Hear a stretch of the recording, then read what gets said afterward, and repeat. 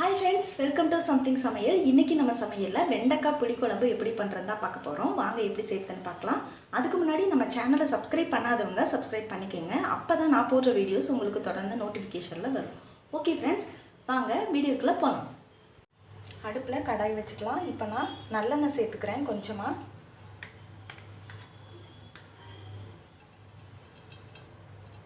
இந்த அளவுக்கு சேர்த்தா போதும். நம்ம வெண்டைக்காவை ஃப்ரை பண்ணி எடுக்க போறோம். இந்த அளவுக்கு வெண்டைக்காய் எடுத்துர்க்கேன். இந்த வெண்டைக்காவை நல்லா கழுவிட்டு ஒரு வெட்லாத் வச்சு நல்லா தொடச்சிட்டு கட் பண்ணி வச்சிருக்கேன். இதை நான் இதில் சேர்த்துக்கிறேன். நல்லா இதை ஃப்ரை பண்ணி எடுத்துக்கலாம்.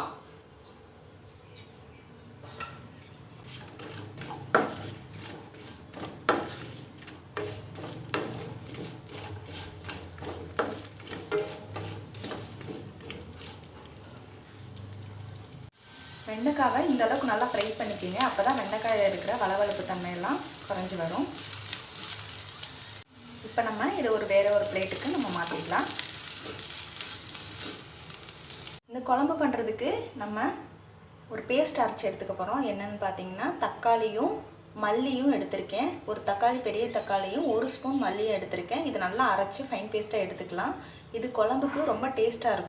அடுப்பில் கடாய் வச்சுருக்கேன். இப்போ நான் ஆயில் சேர்த்துக்கலாம். நல்லெண்ணெய் சேர்த்துக்கிறேன். நான் இப்போ குழம்பு செய்கிறதுக்கு நான் நல்லெண்ணெய் சேர்த்துக்கிறேன். இதில் இந்த குழம்புக்கு நல்லெண்ணெயில் செஞ்சால் தான் டேஸ்ட் நல்லாயிருக்கும். இதில் அரை ஸ்பூன் வெந்தயம் சேர்த்துக்கலாம். அரை ஸ்பூன் கடுகு சேர்த்துக்கலாம். இது நல்லா பொரிஞ்சு வரட்டும். வெந்தயமும் கடுகும் நல்லா பொரிஞ்சு வந்துருக்கு பாருங்கள். கடுகு நல்லா பொரிஞ்சிச்சு. இப்போ நான் கருவேப்பிலை சேர்த்துக்கிறேன்.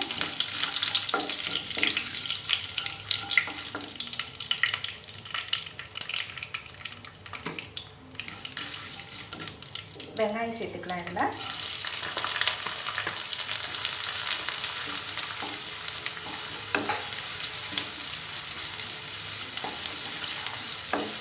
புளிக்குழம்பு நல்லெண்ணெயில் செய்யும்போது ரொம்ப டேஸ்ட்டாக இருக்கும்.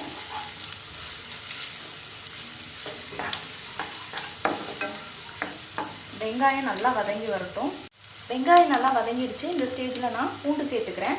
பூண்டை நான் ஒன்றும் பாதியமாக கட் பண்ணி வச்சுருக்கேன். இதை நான் இதில் சேர்த்துக்கிறேன்.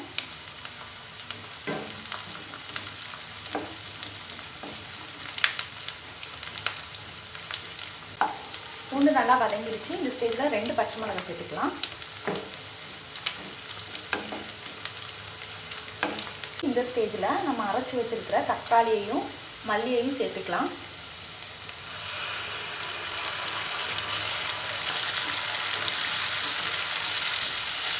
இந்த மாதிரி அரைச்சி சேர்க்கும்போது குழம்போட ஃப்ளேவர் ரொம்ப நல்லா வரும்.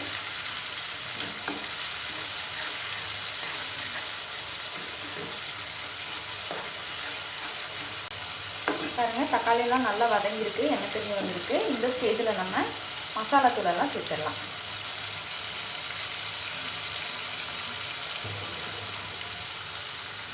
ஒன்றரை டேபிள் ஸ்பூன் குழம்பு மிளகாய் தூள் சேர்த்துக்கிறேன்.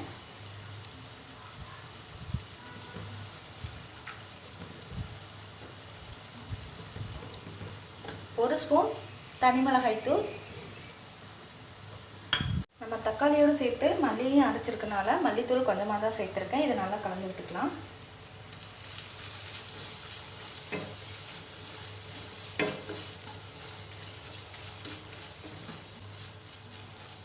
இப்போ நம்ம ஃப்ரை பண்ணி வச்சுருக்கிற வெண்டைக்காவை இதில் சேர்த்துக்கலாம்.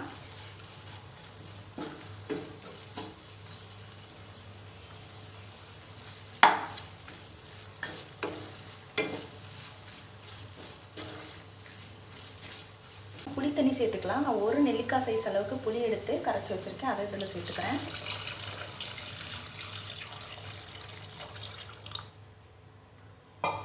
இப்போ இதை நல்லா கலந்து விட்டுட்டு உப்பு சேர்த்து கொதிக்க வச்சிடலாம். ஒரு 10 நிமிஷம் வரைக்கும் கொதிக்க வைங்க.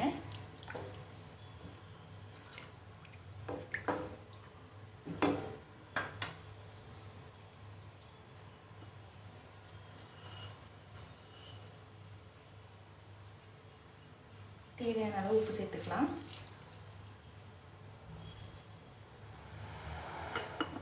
ஒரு 10 நிமிஷம் வரைக்கும் நல்லா கொதிக்கட்டும் குழம்பு. குழம்பு நல்லா கொதி வந்துருச்சு. இந்த ஸ்டேஜில் நான் அரைச்சி வச்சுருக்கிற தேங்காய் விழுது இதில் சேர்த்துக்கிறேன். தேங்காய் வந்து ஆப்ஷனல் தான், உங்களுக்கு தேவைன்னா சேர்த்துக்கலாம், இல்லைன்னா ஸ்கிப் பண்ணிக்கலாம்.